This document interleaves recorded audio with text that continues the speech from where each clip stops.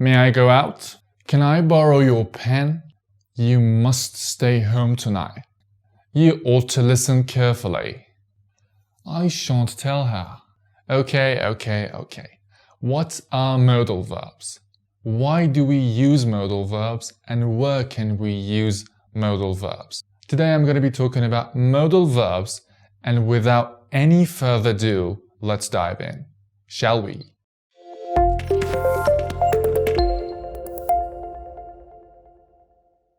Modal verbs are part of a bigger category named auxiliaries. Modals add meaning to other verbs.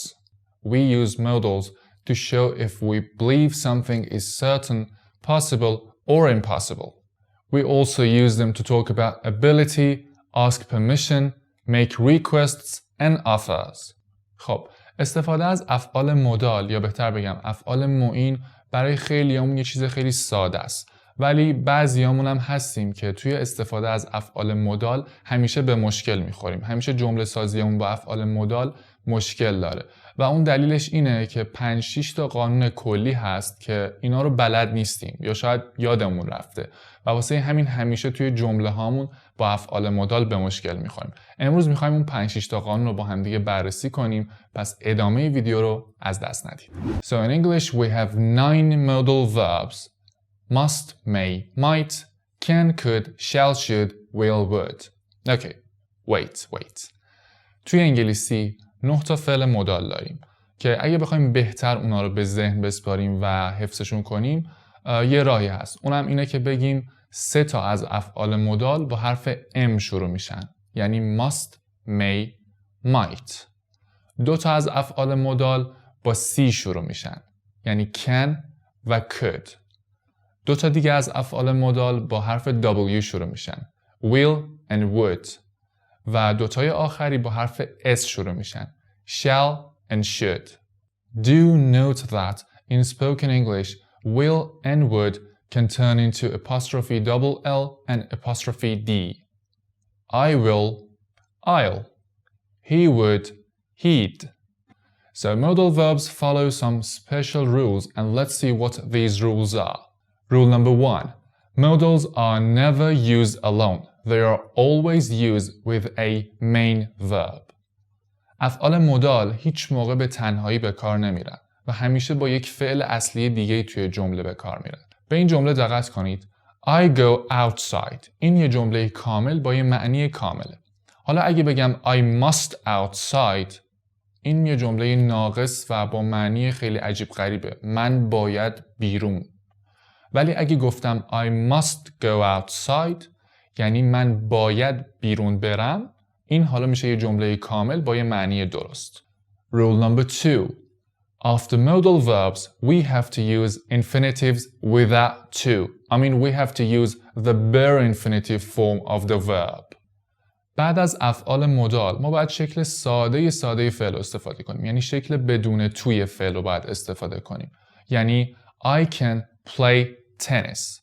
نمیگم I can to play tennis. این جمله اشتباهه. I can play tennis. یا نمیتونم بگم I can playing tennis یا بگم I can played tennis. اینا همش اشتباهه. تنها جمله درست اینه که بگم I can play tennis. به یه مثال دیگه دقت کنید. It might rain tonight. نمیگم it might rains tonight. یعنی حتی اس سوم شخص هم نمیتونیم بدیم به فعل بعد از افعال مودال. Rule number 3. Modals take no S in the third person singular. He must wash the dishes. We cannot say he must wash the dishes. This is wrong. خب دقت کنید که توی قانون دوم گفتیم فعلی که بعد از افعال مودال میاد به صورت کاملا ساده و بدون تو میاد.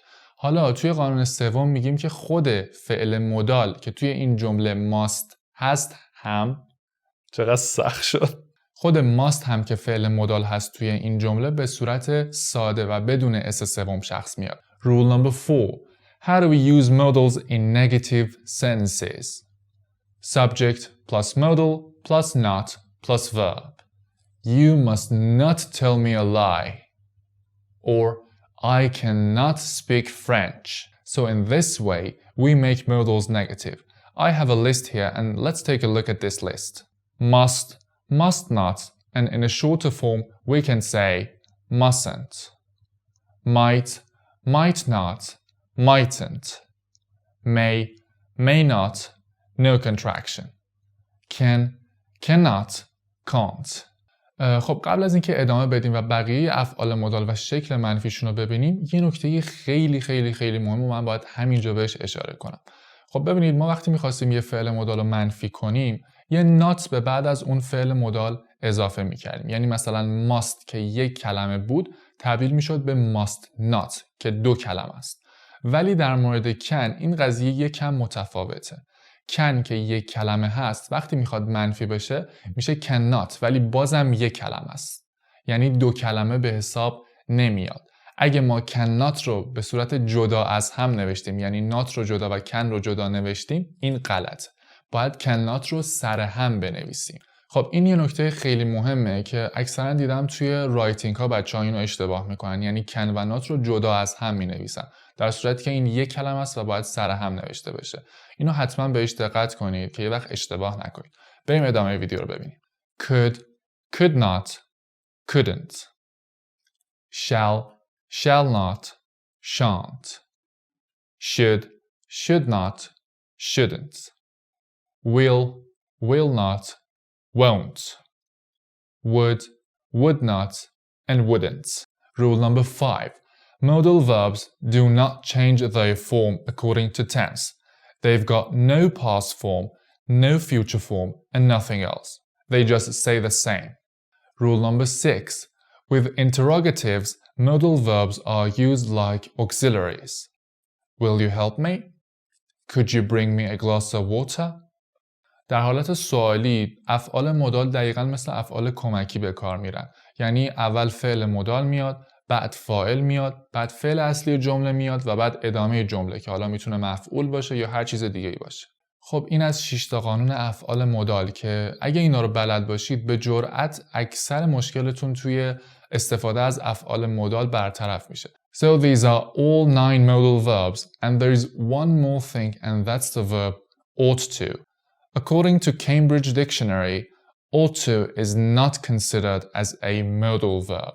It is a semi-modal verb. طبق گفته دیکشنری کمبریج، فعل ought to در برخی مواقع مثل افعال مودال عمل میکنه، در برخی مواقع مثل یه فعل اصلی به کار میره. پس اینو بهش میگن سمی مودال، به عنوان مودال به حسابش نمیارن. البته فعلای دیگه هم هستن مثل ought to که همین حالت سمی مودال رو دارن، یعنی بعضی وقتا مودال به حساب میان، بعضی وقتا فعل اصلی مثل dare، مثل need، مثل used to. We ought to phone our parents. ما باید به خانواده هامون زنگ بزنیم یا باید با خانواده هامون تماس بگیریم. Do note that ought to and should are similar in meaning but should is more common. خب وقتی میخوایم ought to رو منفی بکنیم فقط کافیه یه not بین ought و to قرار بدیم که بشه ought not to. یا اگه بخوایم شکل ساده تر و کوتاه ترش رو بگیم میتونیم بگیم oughtn't to. به این مثال دقت کنید. We oughtn't to have ordered so much food. یعنی ما نباید انقدر غذا سفارش میدادیم. خب و در آخر وقتی که میخوایم توی جمله های سوالی از ought to استفاده کنیم باید به این شکل از اون استفاده کنیم. Ought she to call the police؟ یعنی آیا اون باید به پلیس زنگ بزنه؟ دقت کردید وقتی میخوایم سوالیش کنیم اول ought میاد، بعد فاعل میاد، بعد to میاد و بعد ادامه جمله. Ought she to call the police؟ خب خیلی رو دیدم که به اشتباه وقتی میخوان ought to رو توی جمله های سوالی به کار ببرن یه do و does اول جمله میارن و ادامه جمله رو میگن. یعنی مثلا جمله قبلی رو به این صورت میگن Does she ought to call the police؟ که این کاملا اشتباهه. و باز هم باید این نکته رو تکرار کنم که حتی توی حالت سوالی هم بهتره به جای ought to از should استفاده بکنیم چون ought to هم خیلی حالت رسمی داره هم خیلی رایج نیست استفاده کردن ازش. خب این از ویدیوی امروزمون. البته یه نکته خیلی مهم رو بگم که افعال مودال به اینجا ختم نمیشه بحثشون و خیلی خیلی گسترده تر از این حرف هست. مثلا اینکه چجوری توی question tag ها از افعال مودال استفاده کنیم یا ساختار مودال به علاوه have چجوریه، مثلا I should have, I could have, I must have و خیلی خیلی چیزهای دیگه که خب من اگه میخواستم توی این ویدیو بیارم خیلی طولانی میشد و از حوصله شما خارج بود. ولی اگه این ویدیو براتون مفید بود و دوست داشتید از افعال مدال بیشتر بدونید، میتونید توی کامنت ها بهم بگید تا پارت دوم این قسمت رو هم بسازم و راجع به افعال مدال بیشتر صحبت کنم.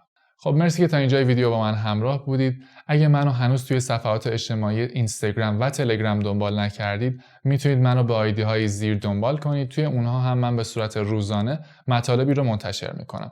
و یادتون نره که حتما دکمه سابسکرایب رو بزنید و اون زنگوله کنارش رو هم تپ کنید تا هر موقع که من ویدیو آپلود میکنم یوتیوب شما رو مطلع کنه، بتونید تشریف بیارید و ویدیوی جدید منو ببینید. I've been Puyan, you've been fantastic. Thanks for watching my video. Have a nice time. Peace out.